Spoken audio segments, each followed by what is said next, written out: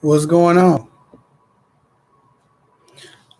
What's going on? Give me a one. Somebody give me a one if you can hear me. Anybody type one if you can hear me.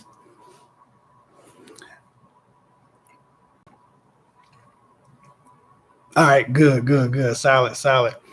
Um, well, thanks for coming. Thanks for showing up. Thanks for joining me on this live. Most of y'all been here before. Y'all know how I go. Ask me anything about anything, relationships, current events, news, media. I don't give a damn what you ask me. We can talk about it. I'm still going to do a members only live. But I got to figure out how to locate all of my members because a lot of members don't get the notifications at the same time. So it's hard to get members actually active in the members only live. Most of them catch it after the fact. And so I'm trying to figure out how to get members into the chat at the same time. So if you see that members only post, respond to it. Most of the people who responded wasn't actually members, which is fine. I love y'all and y'all going to see me here. But I wanted to do a members only post for the 30 or 40 members that I do have for the channel. I wanted to show love for them. So thank you for joining me. I'm going to dig right into these questions. And again, it's rapid fire. Y'all know how I go. Let me figure out, is this light okay? Should I change the light? I don't know. I don't want to mess it up. I feel like we good. It's moody in here. Y'all see my fall tree? My wife has a fall tree. She's extremely festive. So, we're going to jump right into this comment section. Somebody said, hold on. Greetings, everybody who gave greetings. VC, I'm starting at the very top. Wait. Oh, pretty girl said, fix my hat. Y'all see I'm roughing it, y'all. I ain't giving a damn. I got shit to do. Okay, I'm building a house. Ain't nobody got time. So, let me see. VC says a guy I've been talking to from the gym has been single for 3 years, has 2 kids, part-time, and just got a house. He said he doesn't want to get involved with a woman from the gym. He's not looking for anything right now. Well, why are you talking to him?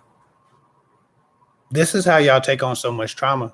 Y'all talk to men who tell y'all from the very beginning that they don't want relationships. They don't want what you want. They're not looking for love, all of these different things. And instead of just taking no for an answer, y'all try to figure out how to infiltrate his heart. You can't infiltrate his heart. VC, if you've been talking to a guy from the gym and he's been single for 2 years and he has 2 kids and he just bought a house, he's trying to be on this purpose. He's trying to be on this grind. There's nothing wrong with that. And he'll take as much from you as you'll give him. But you need to stop giving him anything. And that's the problem. And that, looking back on this, some women will say, oh man, this man used me. He did this and that. But you had all the information you needed to move on from the very beginning, and you didn't because you wanted to change his mind. So if he's not looking for anything right now, he shouldn't even be significant enough for you to ask me about, because you should be moving on and taking no for an answer. When it's your career, when it's your dream, when it's your passion, of course, don't take no for an answer. Go all out, be all you can be. But when it's a person's heart, take no for an answer. Don't let a person have to prove to you that they don't want anything from you.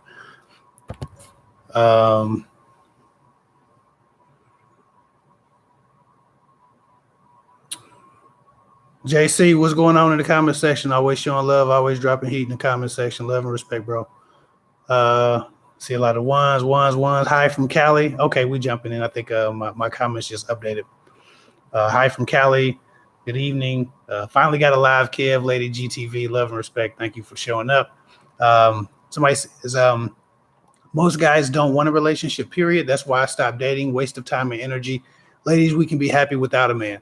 Actually, most guys do want a relationship. Just the 10% of men that the 90% of women chase don't want a relationship. I wish that we could get people to be honest with their choices for long enough in a mass enough quantity that we could actually get something culturally done about this idea that women are so abundant and men are so scarce, because the reality is that there are as many men looking for love as there are women.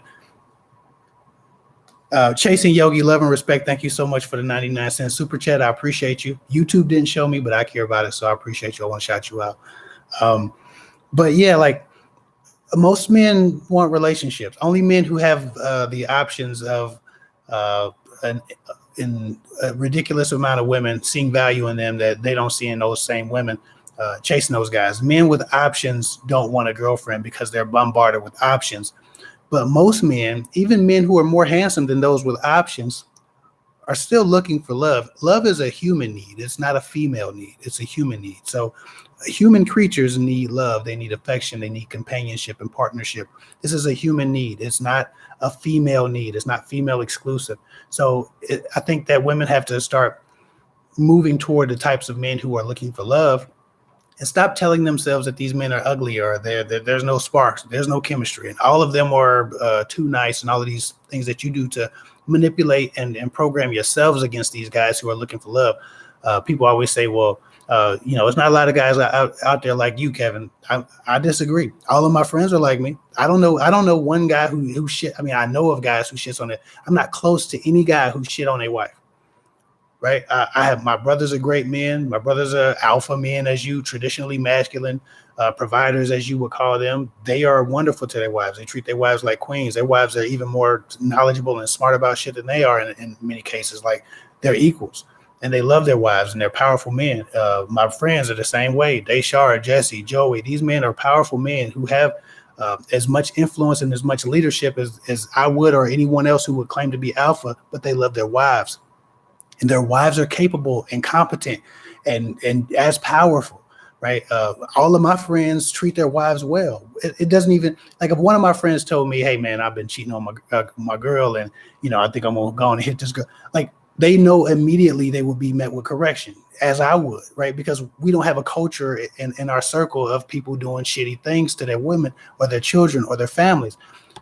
I'm not a rare breed. I'm just the type of guy that most women would probably overlook if I didn't have a few gifts that make them stop and look at me a little bit harder, right? I'm a little bit taller than most people, so that gives me an edge. I'm more outspoken than some people, so that gives me an edge. But for the most part, I'm the same temperament when it comes to affection. I'm the same temperament when it comes to love and loyalty as a lot of these guys who you're saying don't exist. So I don't even know what the hell I'm ranting about anymore, but there are a lot of good men out here. You just have to stop chasing the men that every other woman is chasing.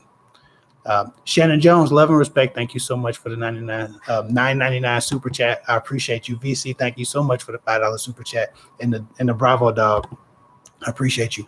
I'm not trying to minimize the idea that women aren't being able to find men who love them or who are looking for love. I know that that's a problem, but men have just as much issues trying to find women who haven't been damaged by a bunch of poor choices, or those same men who are pissing in the water, the dating pool, of women who are looking for love. So it's not to minimize or to deny that there's some trauma in relationship to not being able to find someone who wants what you want.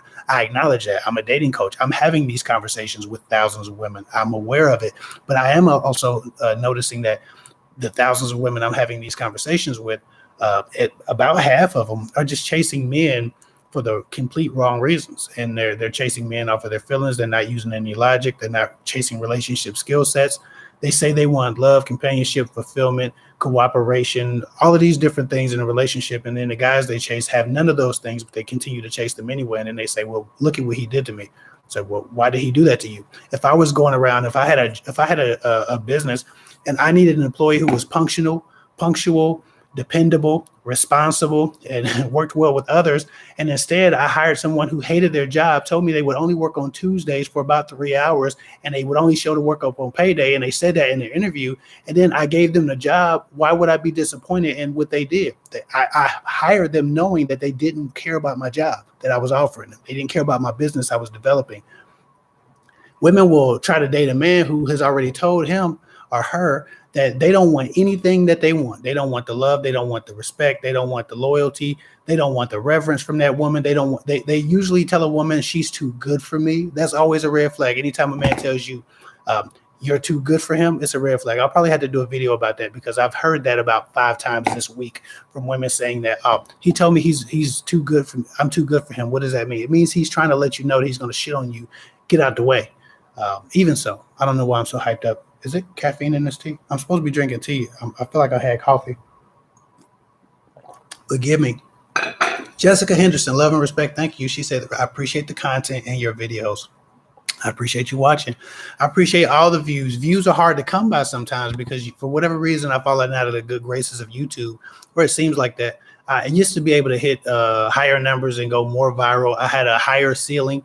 Now it seems like YouTube caps me at around a certain number of views a day. It caps my viral videos or my well-performing videos at numbers that I didn't used to get capped at before. It seems to stop the progress of any video after about 48 hours in a way that it didn't before. So I think they've just changed their algorithm and made it harder to prosper on YouTube. I don't know why. Maybe to keep people working harder, doing more content to keep more people on the platform. But views are hard to come by. So anybody watching my channel at all, I appreciate y'all. So thank you so much for those $2 for those 2 super chats. I'm sorry, not $2, but those 2 super chats. Jumping back into this comment section. Somebody said, I'm not a member, but I watch all of your vids. That's nice of your wife. Yeah, my wife is awesome. She helps me with a lot of this. She runs my schedule. So I talk to women for a living outside of my actual job, and my wife runs my schedule. So, you know, it's wonderful. I don't know if I missed this earlier, but Jenny, you gave me a $2 super chat, and I appreciate that. Thank you so much. For whatever reason, I didn't see that. And Chasen Yancy said, you're helping so many women. I appreciate that. And that's a $2 super chat. And you gave me a 99-cent super chat too. I appreciate that too. So yeah, I think, you know, I can't do this without my wife. Like the whole reason I started this channel, my wife decided she got tired of my rants in the car. And she was like, you probably should tell somebody who needs to hear this shit, because I have you. Like, good point. So that's kind of how this all started. What does it mean when a guy owes you money? It means you need to stop giving guys money. First of all, I think to be a person's partner and to be in a relationship with someone is one thing, right? Because you are a team and you kind of operate and move in unison. But when you're just helping the guy out and then you don't know where you stand, and you have the type of rapport that a man could ghost you and don't delete your profile. You said, let me just read a question again. She said, what does it mean when a guy owes you money, ghosts you, but don't delete your profile? I feel like it could be a control tactic. I feel like if a man's got you giving him money that you don't know well enough to expect better of, then he's already in control. He doesn't need to even employ tactics on you if you're coming out of your pockets and you don't know where you stand with him, and he can just ignore you whenever he wants. So I think that, Lady GTV, if you learned anything from this at all, it's never, ever, ever to give a man money. First of all, just start there. A lot of guys will figure out what use and utility they can make of a woman, and then they'll just exploit that until they get tired or until it becomes inconvenient to keep that resource. So if the cost of admission to keep you as a financial resource is to talk to you a couple of times a week, they might be into that.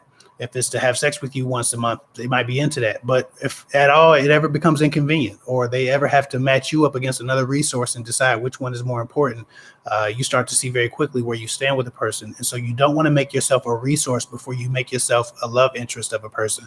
Meaning, if a person doesn't care about you, if a person doesn't have like genuine developed feelings for you, you don't want to provide a utility. You don't want to provide yourself to be a resource, because they will fall in love with your resources and not fall in love with you, right? They will see that resource and they will connect to that resource emotionally, right? And they'll protect the resource, but in complete disdain and disregard for you. They don't really have to care about you at all. They can be indifferent to you, but be very attached to the resource that you provide, whether that's money or sex or your caring nature or nurturing nature for whatever reason.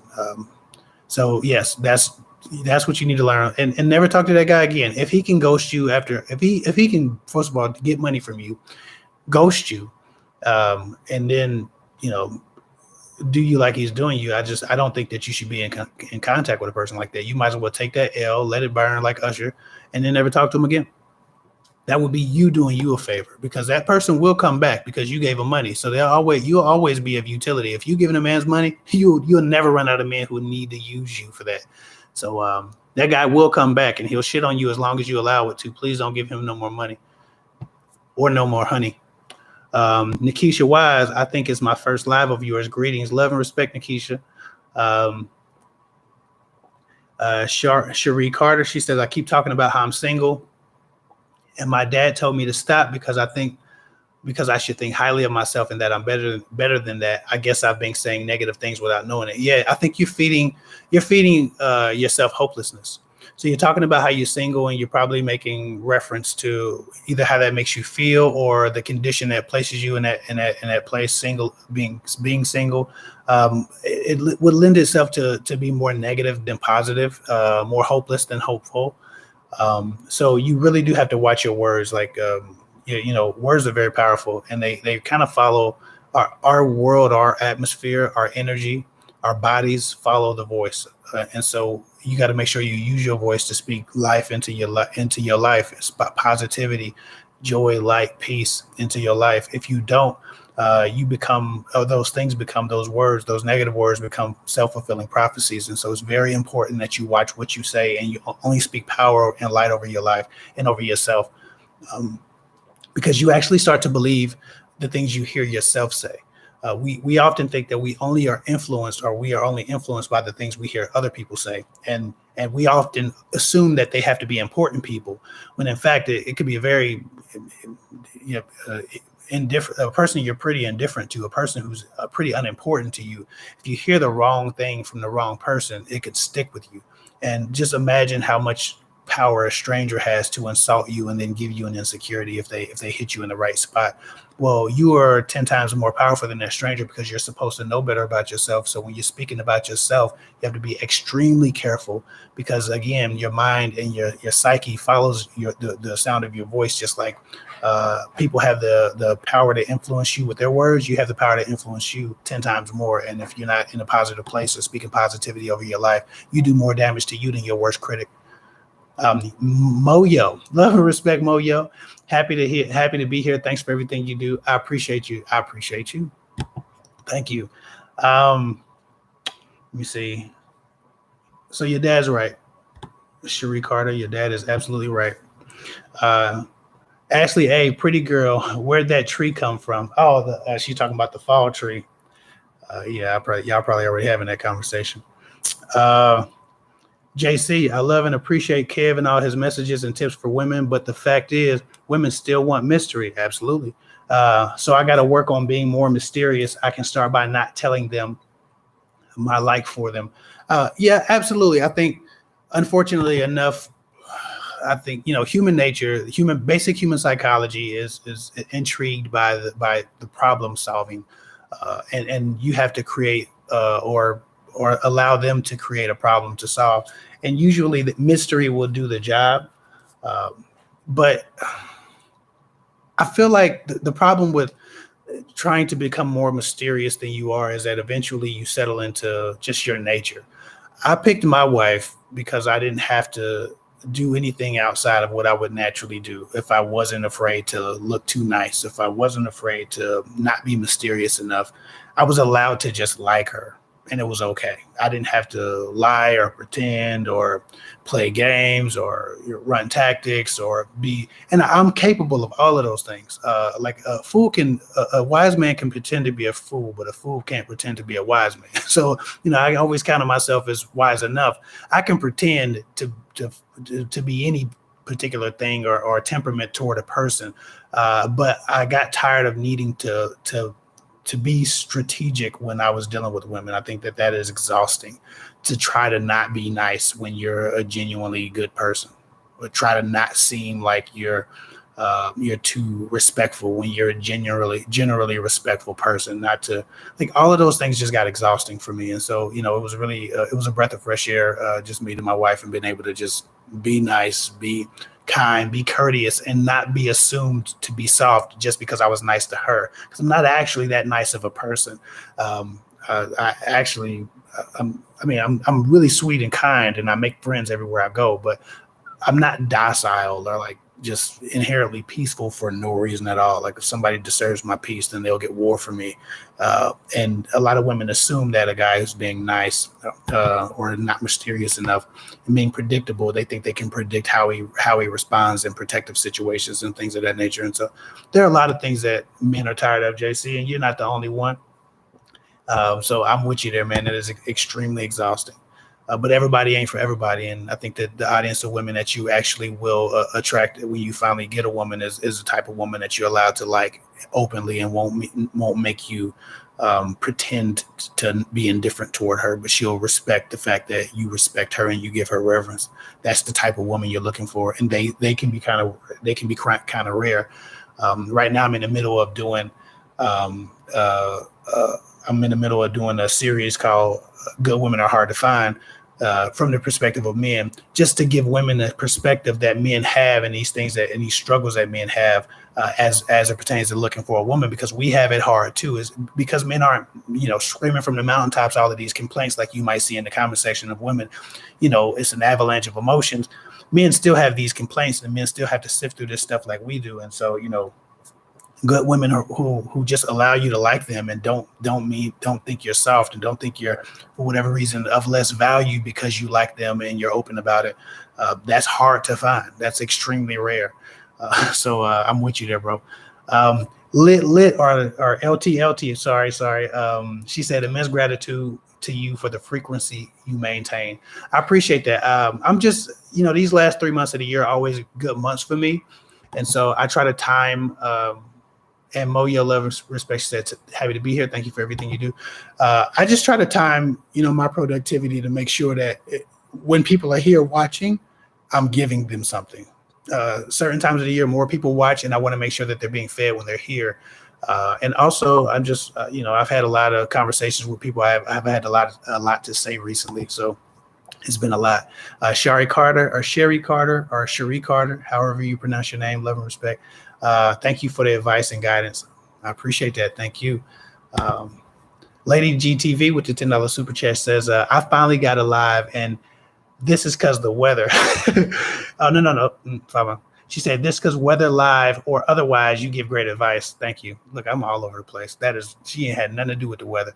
I appreciate that. Thank you. Yeah, you finally caught alive. A lot of people haven't caught them because I normally only do them about once every 2 months. And I've been trying to do them about once every month for the last few months. And I think I can keep this pace about once a month. At the end of every month, at some point, the last weekend of the month, I'll probably do lives every month. So that's kind of where I'm going with that. So about this time next month, I'll be live again, and I'll keep it once a month. That way, familiarity breeds contempt. People just don't give a damn about you if they see you too much. And obviously I do coaching too. So most of the month I'm coaching and talking to clients. Hold on, pretty girl text me something. She says, love and respect to the channel member, Ayadale Shahi. I probably beat your name up, and I apologize. Love and respect, though. She says, can you talk about men that do recreational drugs? Can you talk about men that do recreational drugs, weed, alcohol, or other types? What could potentially be a red flag that he does recreational drugs? I feel like, and Tanya Grant, thank you so much for the $2.99 super chat. She didn't have a question. She just gave me a love pear or something, some kind of creature that looks like a pear. But back to your question. First of all, recreational drugs are the red flag. For all this shit that we get about men being in their purpose, for all the alpha male and red pill and man's content out there to tell men to go out and become rich and find all this money and be productive and do all of this shit and be great. It just boggles my mind how many men are still just getting high with their time. I'm not a fan. I don't smoke. I don't drink. I've never been a drug dude at all. In fact, my friends would have to, pretty much hide the weed if I was around. I'm not the type of guy that you do drugs in front of. Like I remember one time I broke down my cousin's 50 sack, and he was so mad. I just spread it in the parking lot, and I dared him to fight me because he started smoking weed. And I've never been that guy because I understand that it's a waste of time. You could be doing so many better things with your time. You could be becoming great. You could be getting focused. You could be accomplishing shit, chasing your dreams. Most people I know who smoke weed a lot don't accomplish a whole lot. And I know there are a few people who are very productive on weed, but they are the exception, not the rule. Most people who are using recreational drugs are kind of stagnant in life, standing in place. And unless they're using cocaine, which can make you stay up a little bit longer and work a little bit harder for a time, especially if you like in the physical things like fitness or something like that. Um, Most drugs aren't going to give you an edge unless you're popping Adderalls. You're pretty much shitting on your productivity and wasting your life. And so I think that if a guy is into recreational drugs, you should probably deeply consider figuring out just what he's accomplishing for himself. And if it looks like those recreational drugs are getting in the way of his temperament or his accomplishments and his productivity, then you want to stay away from him because he'll just drag you down too. And you'll be supplying his drug habit money because he won't be accomplishing shit. So while I'm okay with weed, I have weed investments. I'm not a weed user or consumer. And I know people who can function and do well and accomplish things with weed, but they are creatives. Most of the people I know who go to a job every day, who work a job, aren't actually being great at their jobs, aren't actually accomplishing much at all. Creatives, artists, singers, producers, people who use their mind, they smoke a lot of weed and they can accomplish things because they always live in their mind anyway, and weed enhances the thoughts and the vastness of the mind. So for that, I guess, but just stay away from guys who are abusing drugs. That's a better idea. Uh, Grown men have grown men shit to do. I got 2 kids. I ain't got time to be getting high. I got shit to do. Marissa Lynn, love and respect. Thank you for being patient. Thank you so much for the $10 super chat. She said, I had a guy today that we barely even dated message me wanting to slither back. Your advice helped me shut that down immediately. And I told him that ship sailed and best of luck. That's what you're supposed to do. Like, part of what women are going through right now is this idea that the scarcity mindset that there are no good men, and that the men that are out there are available to them won't be good, but they still have to take that. And if that guy is absolutely despicable and so disgusting and repulsive in his behavior and his conduct that they finally get away from him, loneliness will bring them right back. And loneliness will allow that woman to consider that man that wasn't good enough just because he's familiar. And people always say, well, I'd rather take the devil I know over the devil I don't know. I think that that's foolishness. And while you could be actually finding the person that's right for you, most people are coming back and you're giving them second and third chances. The most common issue, the most common long-term issue I see with women in relationships, or women who are looking for relationships and not finding them, is that they keep revisiting the same broken relationships over and over and over, hoping it's going to be different than the last time. And these people and these men aren't evolving. They're not changing. I got that cup for like Father's Day. Ain't that cool? Like, these men aren't giving them anything different. They miss each other. And so there's some remorse. So for about a week and a half, everything's okay and it's cool and it's makeup sex. And after that person gets comfortable, it's back to normal. And I think that women waste way too much time going backwards. Man, once I put something down, that's just down. It's staying there. It's somebody else's. And I moved the same way when women used to, move away from me. You move away from me if you want to. I'm not gonna be picked back up. I'm not gonna be standing on the X when you come back. I'm gonna be gone. You ain't gonna see me. So that's just how you have to move. So congratulations, Marissa, for progress and being true to yourself and just making sure that you always looking for what's next and better. Because it didn't work out for good reason. It wasn't supposed to work out. Somebody said, we've been broken up for months. We no longer follow one another, but I realize he's starting to follow some of my friends. Why? He probably wants to bang some of your friends.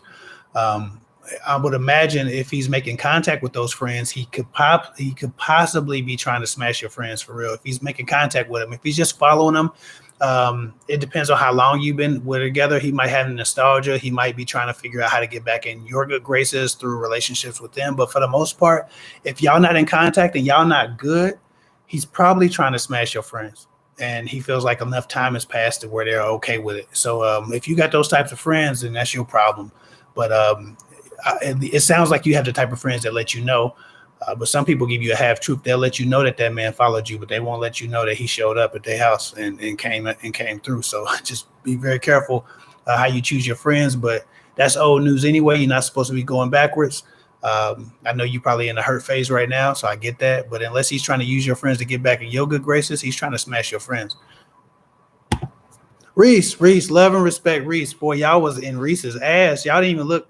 Well, me and Reese did a video. Part 2 is coming. I was gonna drop it today, but I wanted to just do a detox. I was dropping too many videos, and again, familiarity breeds contempt. So me and Reese had a discussion, and I'm gonna. Me and Reese had a discussion about red pill, alpha male creators, all of these different things, and people looked at the thumbnail, and I set the thumbnail up to intrigue people because Reese is a menacing figure. He's a pretty big guy. He looks like he would look like the type of guy, like people say I look like the type of guy I'm warning women about. Reese looks like the type of guy that would look like the type of guy that hate my guts. But Reese is a good brother. He's a father and a husband. He's dedicated. He's committed to his morals and his character. And Reese is just like me. He's a good man. And people looked at the thumbnail and assumed that Reese, I was quoting Reese, and I wasn't quoting Reese. I think the thumbnail said Kev Hick is Kev Hick is a simp and a pandering to women, a simp pandering to women. And I put the quote there because that was pretty much the discussion we were having about the type of guys who would say that about me and those actual comments about me. People assumed Reese said it and started going in on Reese. When I would drop a thumbnail, y'all got to just watch the video because sometimes it'd be something different than y'all thinking, right? The thumbnail was honest because that's exactly what we was discussing, man-to-man discussion about this type of shit that we get, because they're going to be saying that about Reese when people start watching this channel and figure out what he's talking about. They're going to be saying that same stuff about him or any man who stands on morals and principles outside of a man's ego. So anyway, love and respect, Reese. Reese is a good dude. If you haven't seen that discussion between me and Reese, go on my YouTube community tab. You can watch it from his channel to give him the views, or you can see the first part of it on my channel. I think it's like the second to last video I did. It's me and another gentleman in the thumbnail, so you know it's Reese. Anyway, Reese says, pulling the collard green drive-by to show support. Love and respect. No shave November around the corner. I need that beard to catch up. Oh man, look, I ain't that guy, man. My beard ain't shit, man. I got terrible beard genetics. I got this light shit going on here, man. It ain't my time, bro. I'll probably be 40 years old before my beard is even. So hell, no shave November. I'll be looking homeless, man. I'll have a big ass patch right here, and it'll be light right here, and then this is super thick, and I ain't doing it. I'm gonna be shaving my ass off. In fact, I might shave all of this shit off and go back to 21. Miss D, love and respect. Thank you so much for the $9.99 super chat. I appreciate you. Yeah, man, but I appreciate you, Reese. But y'all show some love to Reese. Reese is a good dude. Y'all was cussing out Reese all week. Y'all was cussing out Reese. I was like, just go watch the video. Alexis, I already talked to you. I'm sorry. I appreciate you though. Diana D said, what do you advise is a good age range for mature women of 50? I just don't want someone too old that can't do anything. I think that a lot of men in their 50s and 40s are still keeping up with themselves. And so I think that when you start talking about age, you know, they always say age is in the mind. To a degree, it's true, but you also have to have somebody with a relatively decent enough fitness that they haven't aged their bodies through abuse and through neglect. And so I think, you know, for you being mature, being a woman over 50 or 50, you probably have to, you know, if you in the gym, finding men who still have that youth and that vigor and that energy, you're probably going to have to go where people go when they're 50 years old and they're trying to keep and hold on to their youth. And that's the gym, and visit different gyms in your area. If you want a man with energy, that way you can date your age. If I was you, being 50, I wouldn't date under like 44. I feel like 6-7 years max. Man, a lot of young men are fetishizing older women. And so all of my 50-year-old clients, my 40 and 50-year-old clients have DMs and inboxes full of young men that are trying to date them, trying to sleep with them, trying to take them out. But it's the fetish. They're trying to have a sexual experience with a beautiful older woman who's aging gracefully that they can conquer and say, yeah, man, I hit this beautiful older woman. She was fine, bro. I got that. Man, she was nice. And she's mature. You can educate the young man. You can show him a few things. You can tell him about the world. You know, you're more travel, you're more culture. Like sometimes these guys have mother issues and they need that motherly energy and that experience to back it up. So y'all got to stop trying to date in the 20s, in the 30s being 50s, because a man will fetishize you and he'll blow your back out, but he don't want a relationship. That's just not how that works. Not normally. And again, it would be the exception, not the rule. So when you ask me what's a good age range for mature women, I would always say no more than about 7 years below you, and no more than about 5 years above you, especially if you're looking for people who are youthful, who still have a lot of energy. You keep a 10-year spread up or down. Like I said, if I'm guessing 5 to 7 below you, and then 4 or 5 above, no more. Somebody said, can't wait to my next coaching session. You're the best. Love and respect. I appreciate you. I can't wait for it either. Are you on the schedule? My schedule for next week is already filling up. I think I'm at like 50% full for next week, maybe 60% full for next week. So if you need coaching, go to girltalkwithguys.com and get it, because I'll probably be booking out the week after next, after this weekend. Somebody says, what does it mean when he said he wanted the attachment? What did he mean when he said he wanted the attachment? He said this when he asked me for dinner. I guess I would need more context on that, Vi or V. If I don't know what context that comment was given. Tracy Allen says, good advice always. I appreciate you, Tracy. Thank you so much for the super chat. This going in the house account. We building a house. Houses are expensive, and you be broke trying to build yourself a house. Trust me. So I appreciate it.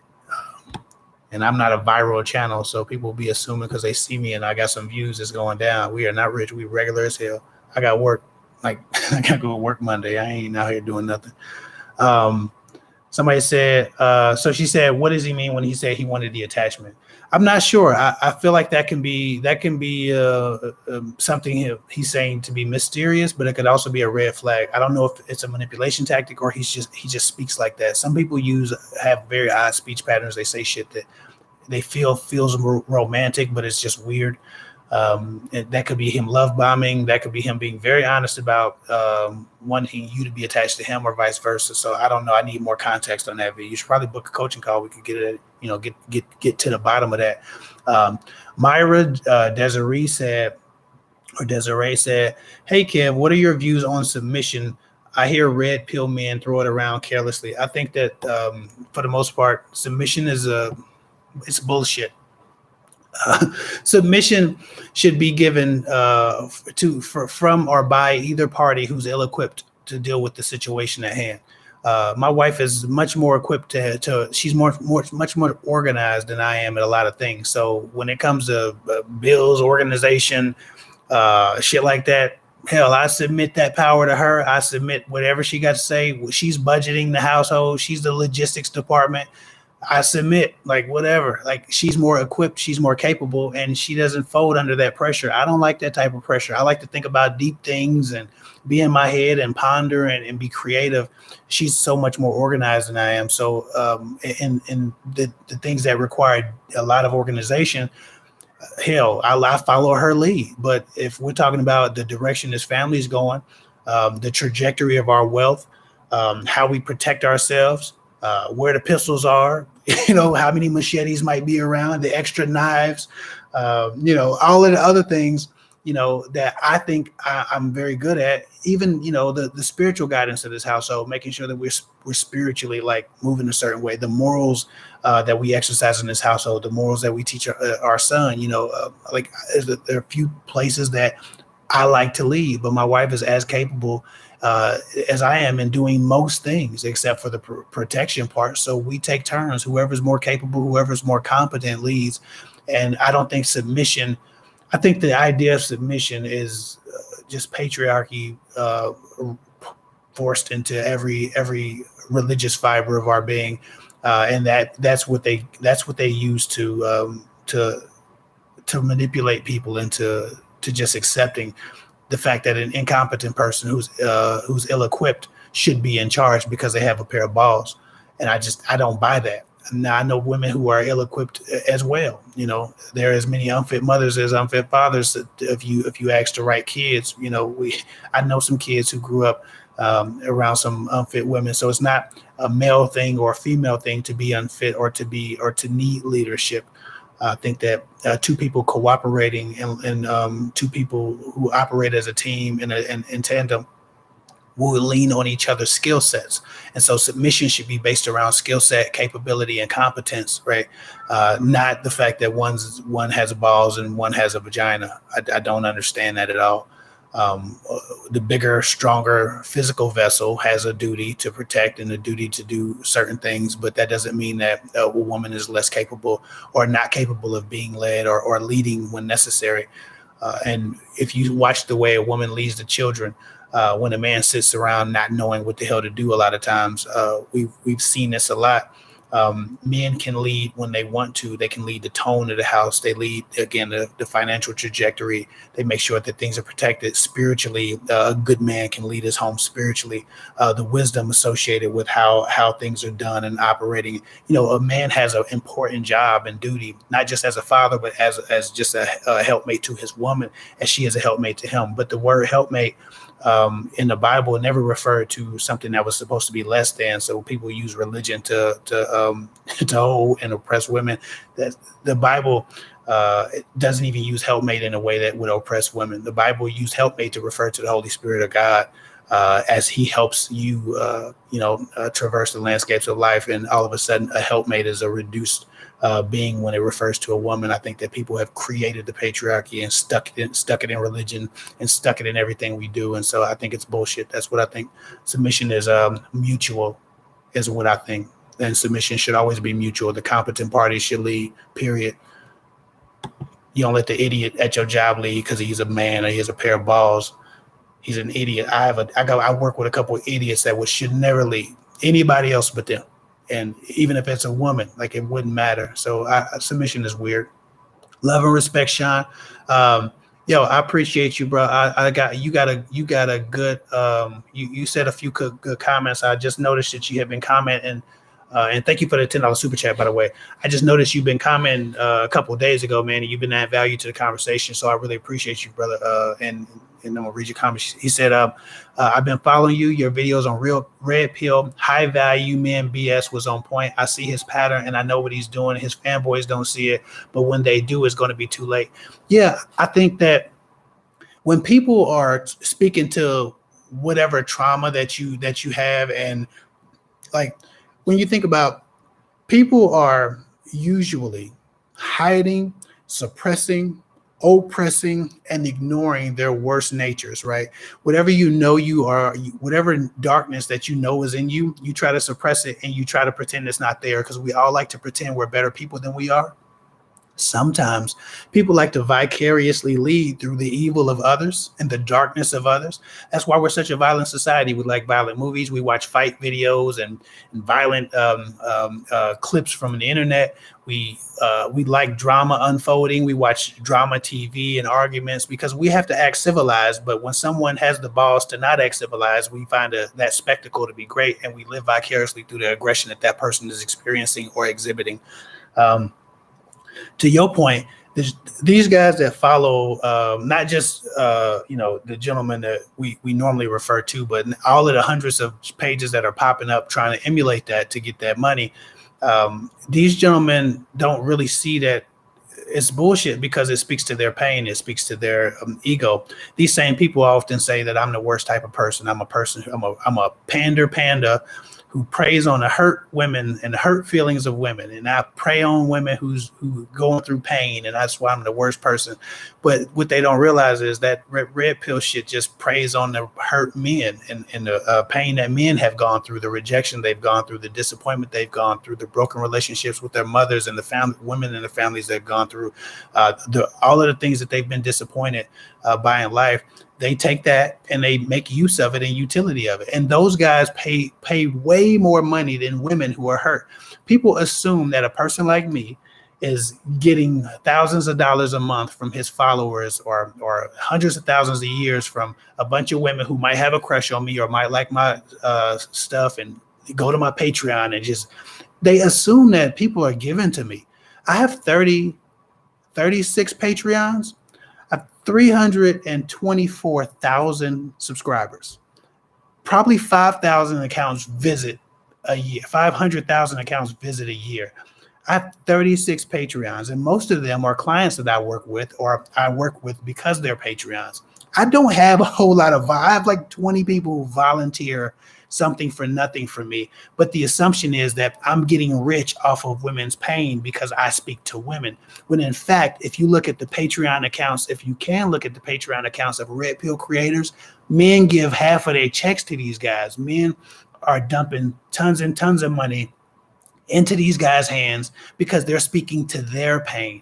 So it's weird. It's very good marketing and branding to accuse a person like me of preying on a woman's pain and using them to and manipulating them for money, but no one's actually giving me money. These super chats are the most generous days I ever had. This is it. What you see in the super chat, this couple $100, this is what I get. And for the most part, you know, I got, like I said, maybe 20 Patreon supporters that give to me monthly a couple dollars, $2, $3 or something like that. I think my Patreon makes $300 a month. But yeah, I'm balling. Yeah, I'm so rich from women just giving me their money because I'm praying on them because they hurt. That's not how this works. That's not how any of this works, right? So to your point, man, I think that they will see it eventually because we all reach the same destination eventually. I've noticed that adulthood is just about phases of growth, right? And we all get to the same spot eventually. We all try different religions out when we find out we've been lied to. We all get to a point where our understanding in politics reaches a certain place, and then we go too far over and we got to get back to the middle. I've watched the same cycle in a dozen different men try to figure out who they were in adulthood, and well into your 30s and 40s, you're still trying to figure out who you are. Those men will see it, and it will be too late. They will have already done too much damage to themselves and to the relationships they've experienced. That toxic energy that they've ingested because they gave it back out will then be their memory. It will be their total dating experience. And at 40 something years old, they'll realize that they've spent their whole year, all of these years, mad at women, hating women, trying to get the best of women and go to war with women. I don't know how that became masculine for a bunch of grown ass men to go to war with women, to be trying to best women. Yeah, that's masculine. That's like a man trying to fight a woman. It's the same thing, except it's just emotional. It's bullshit. So yeah, they're gonna get to this. They're gonna get to a point to where they understand the error of their ways, but by then they've created too much damage, created too many replicas of themselves, and created too much trauma for themselves to deal with. So that will be their plight. Then they'll be at the local college trying to treat a young 25-year-old right after they've shitted on all the women their age, who will have to raise their children and now show their children a healthy relationship when they don't have one. So it's the name of this a cycle. So yeah. I don't know if I probably ranted way too long on that, but I'm with you, bro. I appreciate you too. And let me see. Somebody said, I'm gonna go to the bottom. I know y'all probably comment like hell, and I'm an hour away from the bottom. So what I'm gonna do is I'm gonna jump to the bottom in a minute. Somebody said, if you're talking to somebody for almost a year, Noya Smith said, Nola, I'm sorry. If you're talking to someone for almost a year, how often should you be seeing each other, even if you both have a busy work schedule? If you can't see somebody once a week, y'all don't have no relationship. I mean, I just feel like at some point the relationship is supposed to grow. But if you can't see a person, you can't grow the relationship. How are you going to live together and exist and develop a family if you can't make the time to see each other? And I'm not sure what both of y'all do. And I'm not sure if you're as busy as he is or vice versa. A lot of times a woman will insinuate to me that she's busy because the guy is saying he's busy. And so she'll try to make it sound good, pretend that she's as busy as he's saying he is when really she got time. He's just not making time. So make sure that that's not what's really going on here. But if you can't see somebody once a week, especially if you're not long distance, y'all live in the same city, you should be seeing somebody multiple times a week. If not, then they just don't have time for a relationship. And that's okay. There's nothing wrong with that, but that's not love. That's not a relationship. That's an absentee partner. And again, it's not malicious. Let them get their money, you get yours, but that's not a real relationship. You can't grow from that. And if you bring a baby into this world or you try to figure out how to force the growth, you'll be disappointed. So it'll cause more harm to you than good if you just stick in relationships where you don't have time to commit the energy and the loyalty and the respect and the reverence and the consideration and the time and the attention to. It's not worth it. One more up here and I'm going to drop down. Somebody said, I'm always getting men at work who think it's okay to hit on me. I work for a very well-known wireless company, and my customers make me feel uncomfortable. When you in customer service, people just like to push buttons. And you're a beautiful woman. You're not gonna not be able to get a young man to just. People do that just because they know you at work and you got to be nice to them and you can't reject them and tell them to fuck off like other women do. They're gonna push. They're gonna mess with you just because they know you have to be nice in the way that you reject them because you're in customer service. It's not fair. It's not right. But that same shit happens to men all the time. I remember when I was a bagger at Kroger's. That's a grocery store for you guys that don't know. Women would say all kind of shit to me, and to be honest, I was saying all kind of shit to women too. So I mean, it was a fair exchange. I was a teenager, but people love catching a service worker or customer service worker at work because they know they can't be too mean in the way they turn them down. That's why people hit on waitresses and shit like that inappropriately for the same reasons, because they work and they need their money and they need their jobs. And that's just some weak man shit. But it's also not bad that a man's hitting on you. If you're gorgeous, a man's going to try a shot. This is just how life is. And that's how nature is. As long as it's respectful, you got to take the good with the bad. Patient TV says, how you going to break us down tonight? I don't plan on breaking nobody down. I'm trying to be nice. She said, talk to me about how to. Hold on. Okay, I got that. I got you, Ms. D. I'm gonna answer this question. I'm gonna get Ms. D. Patient said, first of all, thank you for the super chat. She said, how you gonna break us down tonight? Again, I'm not trying to break nobody down. She said, talk to me about how to discuss something you're upset about with your partner. Best way to bring up a subject that that may be sensitive. That may be sensitive. Best way to bring up a subject that may be sensitive. I guess it depends very much on your partner. You got to get to know your audience. Is your partner the type of person that shuts down? Is your partner the type of person who gets very upset, who causes an argument to escape the discussion? It just depends. I always tell people the easiest way, the way that I feel most disarmed, the way that I feel most safe in having one of those conversations is in an intimate position. So whatever position you like to cuddle with your partner in, whatever position you feel the most physically safe and physically secure by your partner, usually whether y'all spoon or whether you straddle him or whether you just cuddle side by side, you have a position that you assume when you're being affectionate with each other, but also like just docile, just sitting or just laying, where you feel connected to each other because it's your affectionate position. I would assume that position and then start the discussion. And when you start the discussion, I would start the discussion by letting them know all of the things you love about them, all of the things you're thankful for in their personalities and their function as a partner. Give them praise, heap praise upon them, and you're in the safe position, whether you're cuddling or whether you're straddling him, however he feels the most connected to you. That's where you want to start this.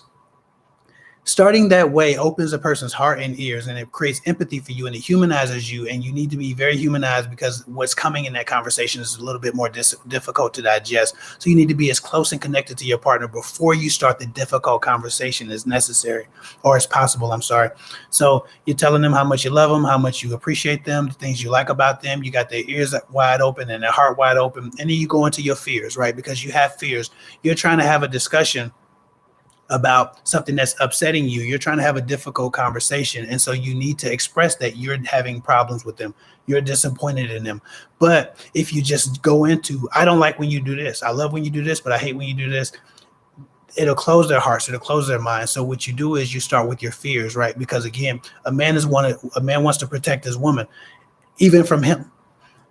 If you start with your fears, I fear this could become of our relationship. I fear that I might feel like this in the future. I fear that we could lose what we have, and I want to protect it, by any means necessary.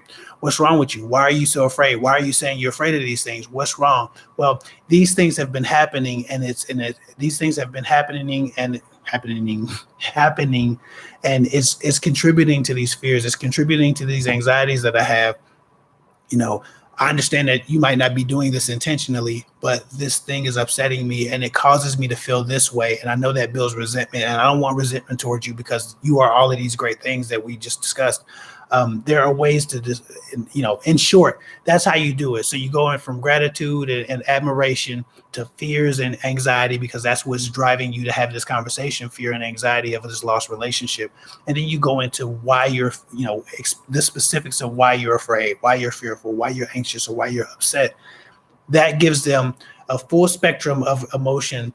And that conversation has the propensity or the ability to pull you closer, more so than if you just say, hey, we need to talk. You're doing this shit that pisses me off. That person's not wide open. You're not in an intimate position that makes you feel close. You didn't tell them what you appreciated about them. So now they're feeling unappreciated. They're feeling like you don't give a damn about any of the great things they do, because you're not acknowledging all you're telling them is what they're doing wrong, and you're criticizing them. You've skipped all of these different steps. And so they don't want to hear it anymore. And so if you're going to have a difficult conversation, the best way to try to do it is that. And again, you can tell it to them, but you can't understand it for them. So if they don't get that, if they don't accept where you're coming from, with you pulling out all the stops and employing every tactic that you know, then you might need counseling. And if a counselor can't make them understand and make you understand, then y'all might just not have the skill set to be in a relationship together. Some people don't have the intrinsic skill set to go along with someone else's intrinsic needs, and that's something that we often have to make peace with. So I think that helps. I hope that helps. Patient TV. If that doesn't help or you need more, either book a call, get some email advice, or write me on Instagram for further context if that wasn't helpful enough. Ms. D, love and respect. Pretty girl sent me this. She says, how do I make my ex-man understand that the breakup is for real this time? I've always allowed him to come back, and he goes to his mom's house every time. Now he doesn't feel it's real again. So the main question is, how do I make my ex understand that the breakup is for real this time? You do that by stop talking to him. Stop taking him back. He'll know it's real eventually. Now, the problem with this is your question is phrased in such a way that I don't believe you believe is real. And you're trying to stop him from putting pressure on you because you think, or at least it feels like you think that you might be able to succumb to the pressure. So you want him to respect your boundaries and respect the breakup so that you're not pressured to actually follow through. And I think that's the bigger problem here, because if I don't want to be with somebody, I don't give a damn what they do. I'm just not going to be with them. Right. Like, men are really good at compartmentalizing in this way. When a guy's done with a woman, of course he loves her. Of course he probably goes somewhere and cries in the corner and sucks it up and acts like he never shed a tear. But men give a damn too when they love somebody. But they are very, very good at creating rules in their minds. It's like, okay, I can't go back to her. I'd be a sucker. I can't be no sucker. Fuck all of that. And that's it. Like, there's nothing. There's no coming back from certain things. Women, on the other hand, can be persuaded. You're hoping he stops trying to persuade you because you aren't convinced yet that you have the strength to resist it. That's the big problem here. So I think that if you want him to understand that the breakup is for real, you need to stop responding to him. Keep things business. I don't know if you have kids or anything like that. I think that complicates things, but you can still keep things very professional, like you're in the office or in HR. You don't have to be affectionate with that man. You don't have to give him more than 1 or 2 word answers and sentences and phrases. You can type out any correspondence if children are involved and you want to make sure that you at least get the communication in. There are a lot of ways that you can cut the intimacy of conversation off. The problem is, I don't know if you're completely convinced that you're capable of resisting him for long, and you want him to go away so you don't have to resist him, but he's not going to go away. So you're going to have to stand by what you stand for. And that's just it. If you're not standing by your convictions, if you're not going to hold him accountable forever, and you fear that you're going to hold him accountable temporarily instead of indefinitely or instead of forever, then that's the bigger problem here. So he'll understand if you just don't take him back, don't give him no ass, don't kiss him, don't be affectionate to him, keep him very professional, and stop answering his leisurely phone calls.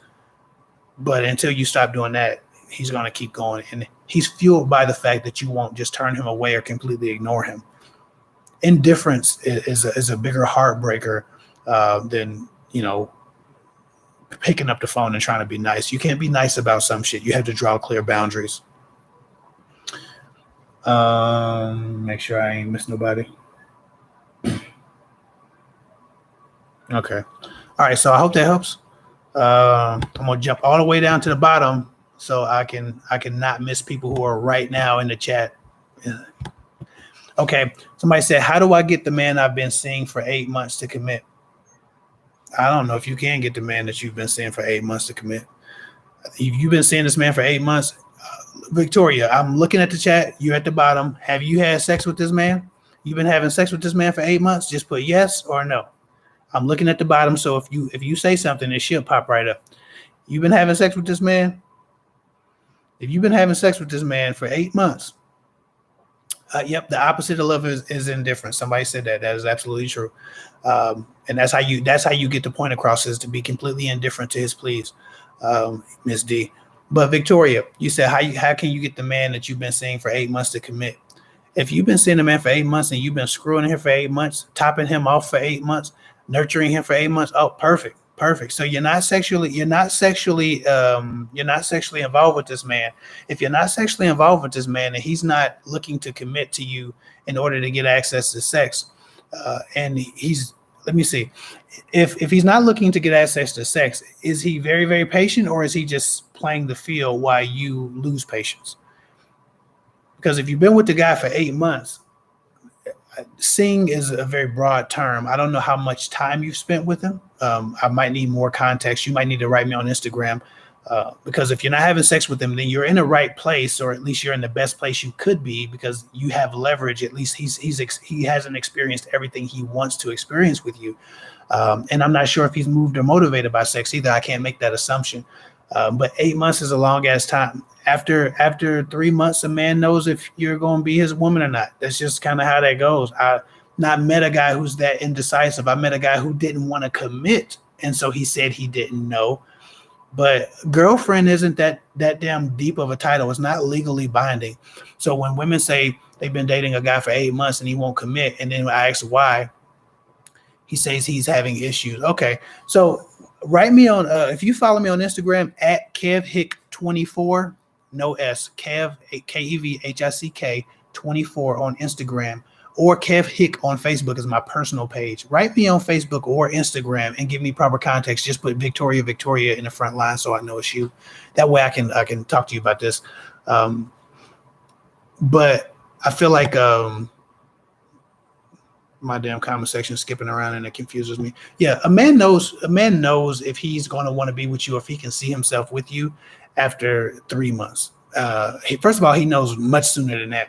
He knows in the first couple of weeks if he wants you to be his woman, but he doesn't want to make a mistake by throwing you into his life too soon, or looking too whipped, or just not knowing who you are and what your character is. So a man's taking time to watch your character and observe you in your natural habitat, and figure out if you have the morals and integrity and the loyalty that he's hoping for. But the man knows if he wants to be with you pretty early on. He just doesn't make that move because, contrary to popular belief, men can deny themselves instant gratification. Even so, 8 months is a long time, and if a guy's not trying to commit after 8 months, then he might be maintaining the situation for whatever reason, but he just ain't in a place where he wants a relationship. Because it wouldn't take me 8 months if I met a woman that, held it. What was it? About a month and a half before me and my wife was official.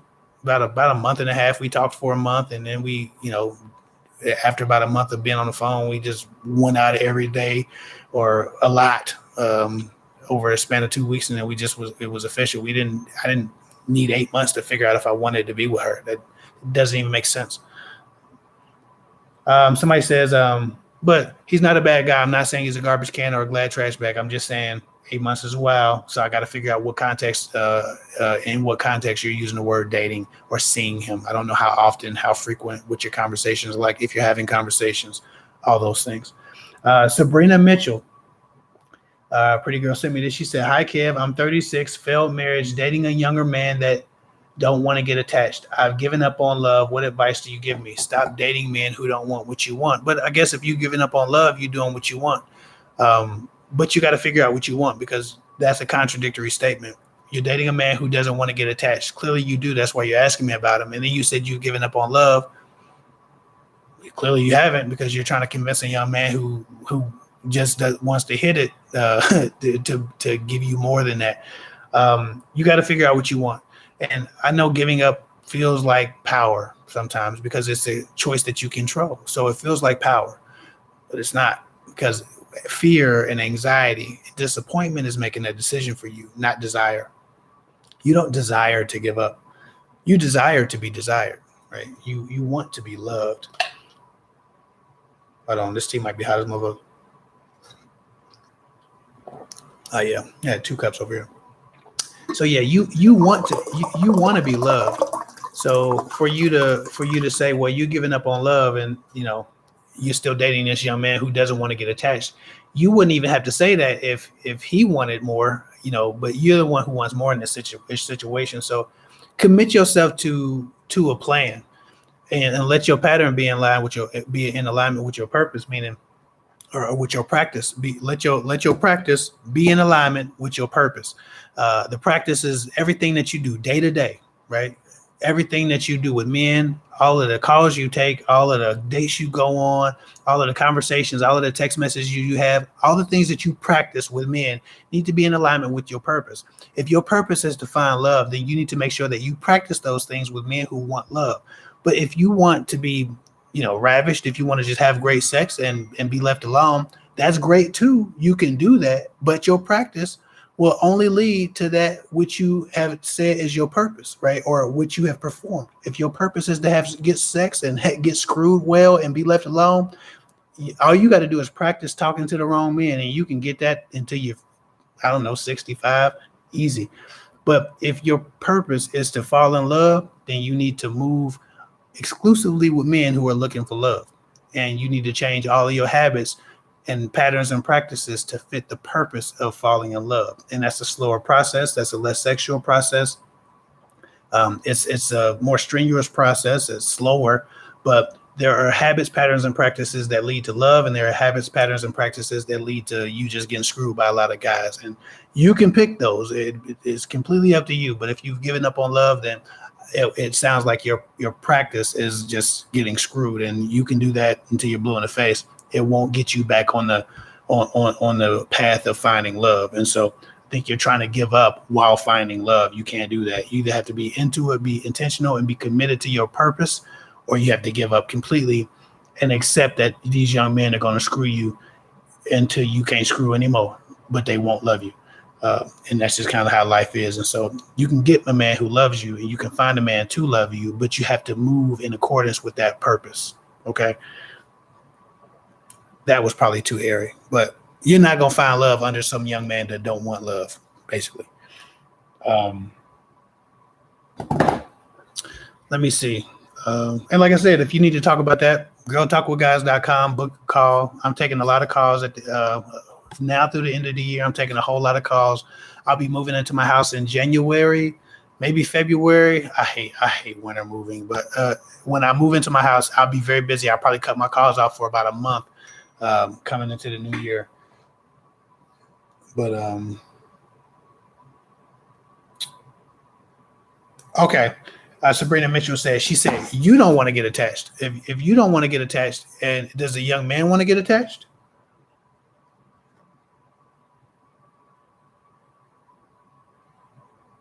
Because if you don't want to get attached and you're having a good relationship with a young man, as long as he don't want to get attached, you don't need advice. You just need to keep doing what you're doing. But if this young man is falling in love with you, that's problematic. And you have to figure out if you won't want to damage this young man in the same ways that you or other people have been damaged, in knowing that you're not providing what they asked for, but taking from them anyway.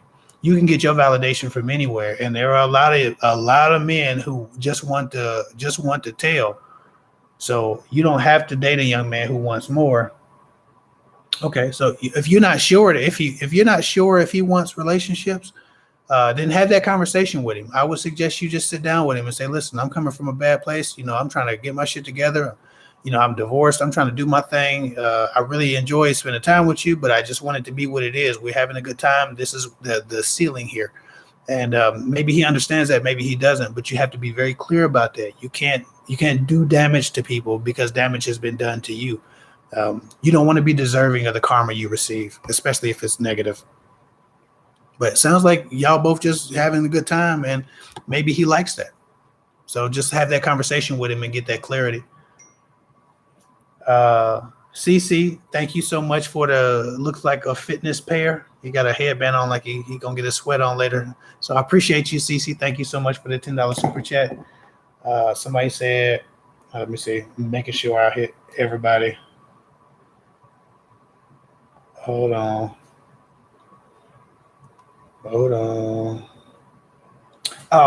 Moonstruck, thank you so much for the $5 super chat. I missed it. I'm sorry. I was running my mouth about something. She said, Kev, thank you for opening my eyes more than once. Please keep doing what you're doing. I appreciate you. Nice wolf. I don't know. It ain't an emoji, but nice wolf emoticon. All right. So Lisa Della Rate. I don't. My damn comment section just updated. I don't even know where. Okay, here she said. Lisa says, men are so damaged now, they are terrified of relationships. I wish these ex-wives would leave their exes alone so they can move forward with someone else. Sometimes you don't. Some of these men are so screwed up.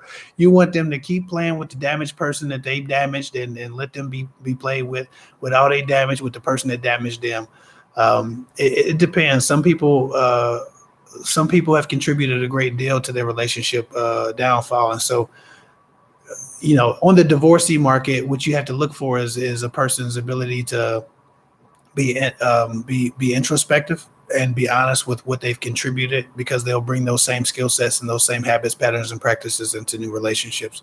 So it's important that if you're in the divorcee market and you're waiting for somebody's ex to leave them alone, that they learn from their mistakes as well, not just blamed it on their crazy ex, because that's usually a huge red flag. Everybody's ex, all of this person's ex is they all crazy and it was just them. And I think that's always a red flag, because that person not being honest about how they contributed to that condition of the mind with that person or their relationship. So let me see. My doggone comment section keep updating and it skips about 20 comments. Somebody said, I appreciate your content and videos. You're great. I learned a lot from you. I appreciate you watching. Thank you for watching. Kev, I wrote a 2-part question that couldn't fit the whole thing in one chat, audio, TV. It will be probably impossible for me to scroll through and find both of the questions, but I can try. Hold on. Somebody said,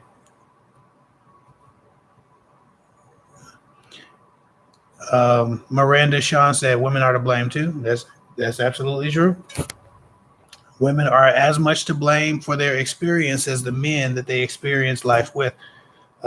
Just as the men are to blame for picking women who are, either unfit for love or not ready for it. We share a responsibility in our experience. Audio TV. Okay. Ashley Pretty Girl found your question. Let me see if I can figure out which one came first. What does it mean when you've been dating a guy with a child? You find out that he's cheated, not physically, but kissed another girl, but he didn't mention it months before. He didn't mention it months ago prior to you finding out. Not done yet. Decided to separate to get space, but within the time fails to make up for the mistakes he did. Instead, he ran from it and now broken up. What does that mean?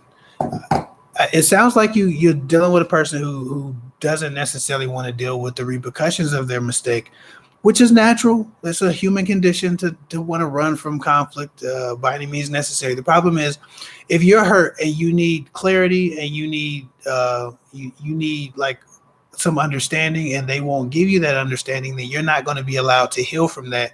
It doesn't make them a bad person. That's just a flaw that they have. That's in their character. If they're not capable of having the difficult conversation and owning up to the mess that they've created, are you capable of moving past it? Most would say no. You'll never really get over it, and it'll always be in the back of your head that this has happened, and then you didn't get the answers you wanted or the clarity you wanted. So it's not giving me an idea that this is going anywhere positive, because more things will come up, and if they're incapable of dealing with issues as they arise, then you might have a partner who's just not not capable. And that's what that means. But it doesn't mean that they don't love you or, anything like that. But love isn't enough. Loyalty it needs to be present too. And that person lacks loyalty, and then they lack responsibility and courage, because they can't stand in the face of their decisions with courage and just deal with the repercussions and speak for themselves. They're running from it. So again, not to shit on that person, because I don't know what they're going through, and I don't know what type of relationship y'all got, and I don't know what type of dynamic you contribute to. But I do know that that conversation is necessary, and if they're not having it, then in some ways you might be incapable of moving past this, because they're not providing an avenue for you to get past this. Okay, guys. Let me see. I might have been. I thought I was talking to somebody else before that. Somebody said, "Do you think the old adage is true that if a woman finds herself?" I'm not sure where you were going with that. Aya Imani. I'm not sure what the rest of the quote would be. How long should you be dating someone before you call it official?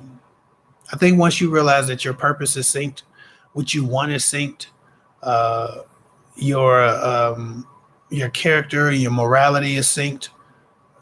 I don't know, man. Maybe I'm the wrong person to ask, but I don't think that it takes more than a month before you can make somebody your girlfriend or boyfriend.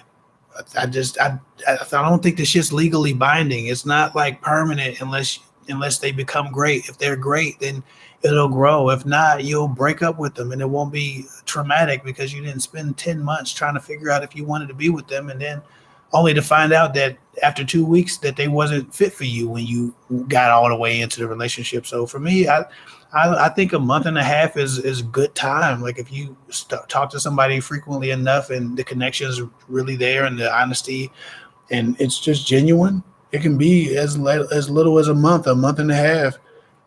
Some people take a lot longer than that. A lot of people do. And that doesn't make them bad people. But for me, I'm a man who moves with intention. I know exactly what I want. I know what I'm looking for. When I find it, I grab it. I'm not doing all that 8 months shit. I ain't got time for that. I'm good. I ain't got time for that shit. I move efficiently. So for me, I'll jump into a relationship, after I've vetted a woman, I've learned about her. I've spent a great deal of time around her. And if I need to make sure that I'm around her consistently in a shorter amount of time, then I'll do that to make sure I get my time and my hours in. But I don't need to take 8 months and 5 months and all of this shit that these guys are doing now. Some of these guys are just avoidant of commitment. And so they're telling you it takes that long before they figure out if they want you. When they just don't want you, they want to fuck women. That's what they want to do.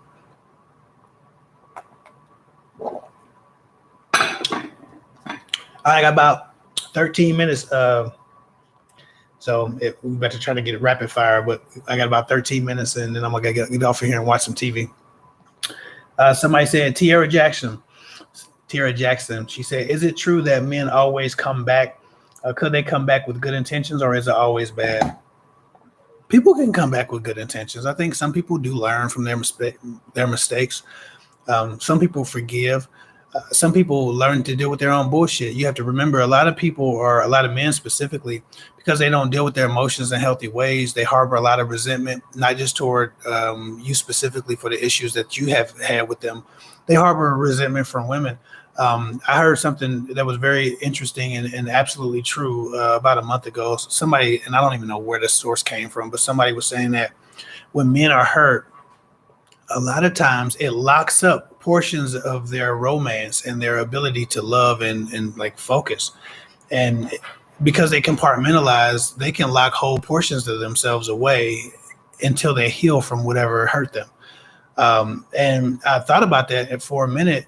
It's legitimately true. I remember like when I first got with my wife, I was less romantic than I had been even in relationships prior to that for that same span of time. Now, I'm not a romantic. I'm not really that thoughtful. I'm an efficient person. If you send me to the store for some shit, I'm going to get that shit that you sent me for, and I'm coming right back. I'm not going to be moseying, picking and surprising. That's just not how I am. It's not how I operate.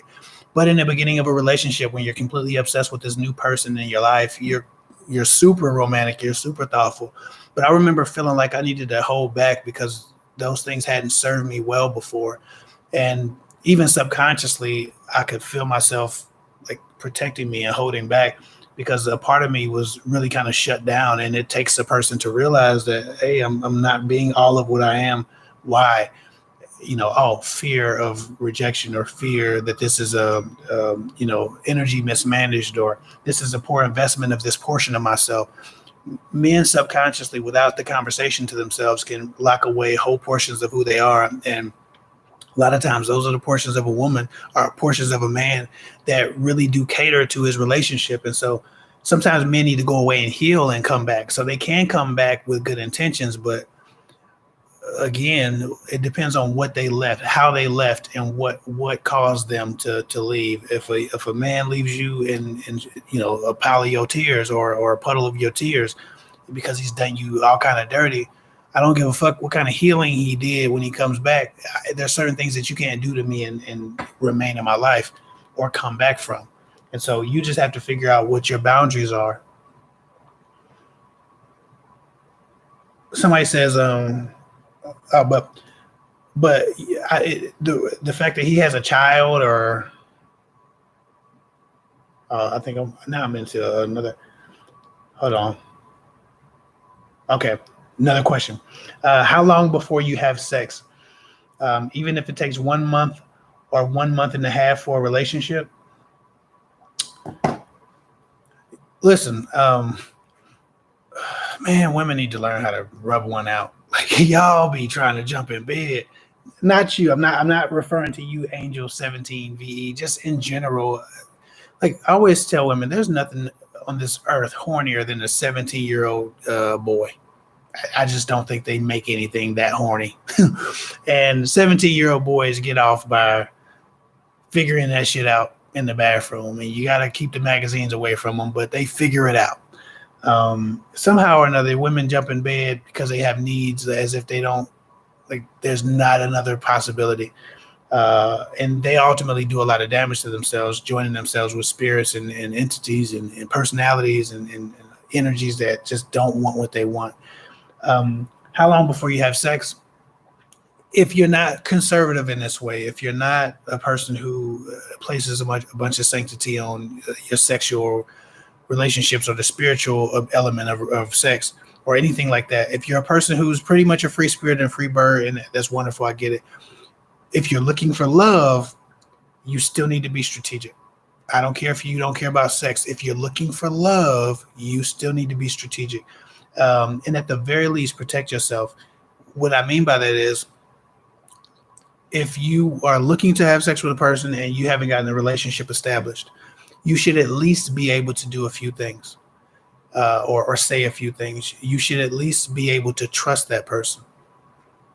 If you're having sex with a man that you can't trust, like, you're guessing, you're hoping that you can trust him, you're putting yourself in a position. That doesn't serve you at all. She won't be rude. Talking about my dog. My dog want to be rude. You're putting yourself in a position that doesn't serve you at all. If you cannot trust a man, but you're laying down with him, he's on top of you sweating, you're doing yourself a disservice. You should at least be able to trust that you know where you stand with a person. If you don't know where you stand with a man, you're doing yourself a disservice. If you can't talk about sex, you can only do sex, but you don't feel comfortable enough talking about sex or having other difficult conversations. Y'all don't even have enough connection to just converse about things that aren't convenient with one another. You don't have no business having sex.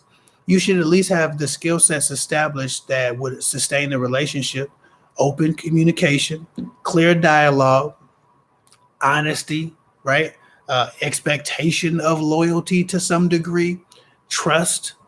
If you land down with a man who doesn't have feelings for you, he might not be your official boyfriend, but damn, are there genuine feelings happening, right? So if you're not going to have a whole relationship, let's go down the list. You need to be able to have difficult conversations and talk openly and honestly about anything that's bothering you. He needs to be able to hear what you have to say and not have you feel threatened that you're going to get left or you're going to be inconveniencing him to such a degree that he's going to go away. You need to be able to talk about sex if you're going to have sex, especially how to be safe about it, or have an STD talks, because like a lot of people be having stuff and they won't tell you because y'all not having these conversations. You also need to be able to trust this person. Will this person steal from you if you left money out? Will this person screw your best friend? Like, I know you don't know a person until you know them, but you have to at least have a few things established. Do they have genuine feelings for you? Do they care about you? Do they love you? Are they looking for love from you? You need to know a few things before you just jump in bed with a person, even if you're going toward a relationship. Uh, Before you jump in bed with a person, if you're looking for love, you need to know what the hell you're getting into. Okay, so I hope that helps. So you need to be able to trust them, have difficult conversations, talk about sex, know where you stand with the person. Like all of those things matter before you have sex, even if you're not in a relationship officially. Lavetta Brown, thank you. No, thank you. Love and respect. Thank you for the $5 super chat. Um, uh, KVA my, I don't know what the abbreviation is, but I love it. She says, "Thank you for your work. How do you feel about dating apps? I'm scared, but in this pandemic, I don't see how I can meet a man elsewhere." Dating apps are not the devil. It's continuing with men who aren't saying anything significant and trying to get off the dating app and trying to get to a date, or having basic ass acronym filled, emoji filled conversations with you that don't give you any real information. Dating apps is where you meet people. They're not from dating apps, so they're still human beings. You have to just remember you're dealing with human beings. If you put too much emphasis on where you're meeting guys, it could just get in your way. Dating apps do require a lot more patience. It requires you to go through a lot more men before you find someone who's compatible, because your intelligent design is not in the works with the dating app. If you meet somebody in person, there are a lot of things that are unspoken, a lot of nonverbal communications, and a lot not a nonverbal physical and physiological responses are happening. But when you're online, you're just looking at a profile picture, and there's no intelligent design there. So you're going to go through a lot more people, but dating apps can be fun and dating apps can be cool if you keep them in perspective and don't take it too seriously. Just talk to guys who are having great conversations with you. If you see a profile picture of a man that you find extremely handsome and he's not engaging, stop talking to this man. Just leave him alone, unmatch, or whatever you got to do. Again, the same thing what women do in real life is what they do on dating apps. They try to make something that's not working work. They try to change somebody's mind who doesn't want them, or who doesn't want to talk to them, or who's not interested in a date. They just stay where they're not wanted. They go where they're not wanted and stay far too long. So don't do that on dating apps either. If a man's being vague, if he's not responsive, if he's not answering your damn questions, if he's giving you 1 and 2 word answers, stop talking to him. Don't get mad. Don't get even. Just stop talking to him. Leave him alone. If you treat dating apps like that, eventually you'll find someone whose intellect matches your intellect, and their willingness to talk matches your willingness to talk, and their eagerness to meet matches your eagerness to meet, and so on and so forth. But you got to be ready to go through a lot more people and have a lot more phone conversations, and stop texting these guys. Have phone conversations or video calls. Bakani, I'm not going to beat your last name up, but I love you and I respect you and thank you for watching. A man's phone won't take calls, but he's a bad texter. Won't fix it because he's always at work, but we in a long distance relationship. I told him to call when he fixes it. Stop replying his texts. Am I being extreme? No, I think that a man, first of all, I don't know what he does for a living, and I don't know how bad a person could be doing. They don't have a phone, and then I gotta get off of here soon. A couple minutes, excuse me. But I mean, if you're in a long distance relationship, all you have is your phone calls, and if he's not trying to make sure that his fucking phone works, then it's not a lot you can do there. So no, you're not being extreme. You're not being extreme. You have a need, and he's not providing the need. And just as if he needed that and you wasn't providing it, I tell him the same thing. Even so, you need to make sure that the moves you make with this are moves you can stand by, and don't be crying later if he's not willing to, deal with you or take you back or whatever damage you create from not talking to him. Just be willing to stand on what you stood for. But you're not being extreme. I don't think that's a high requirement at all to just be available for phone calls and texts.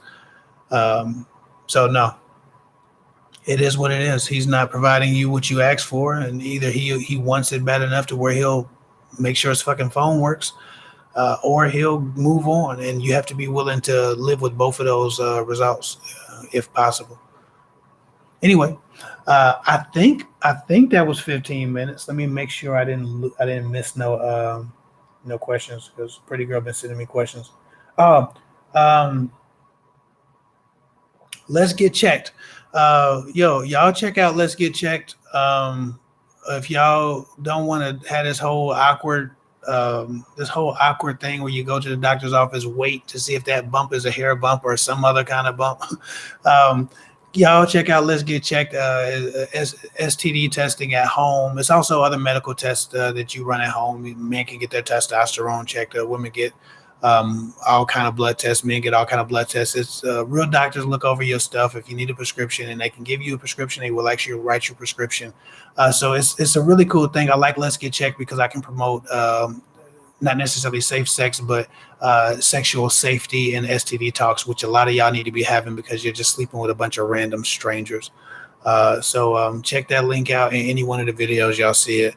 Also, if you're looking to get in shape pretty soon, this weekend I'll be debuting a new sponsor of mine. I know a gentleman who's got an amazing monthly program for $59 that takes all of the guesswork out of getting in shape. And just to celebrate it, because I'm a fitness enthusiast myself, I think we're going to we have started a fitness program. Not a fitness program, but a fitness group, so that we can keep everybody encouraged and motivated. Anybody who joins his fitness group to get ready for the new year, to make sure they're not getting bigger in the winter, but smaller and more cut and more in shape. If that's a goal that you have, if you want to get in shape, stay tuned for the sponsorship announcement in my next couple of videos, because we will be getting into this fitness and making sure that we promote that as well. And if you're in my group, we'll be doing cardio together from time to time, and keeping each other encouraged and motivated as we try to get our bodies back, because COVID is taking my physique as well. Anyway, just stay tuned. I appreciate y'all for watching my videos. Part 2 of my conversation with Reese, talking about red pill critics of mine and things of that nature, and people I have criticisms for. That'll be up tomorrow. Love and Respect, the Fatherhood Village video, will also be up tomorrow, our next video podcast. So if you're into the Fatherhood Village videos, please check those out tomorrow. I'll post them in my YouTube community as well. Y'all have a wonderful day. Love and respect. Thank you so much for watching. I'm going to get out of here.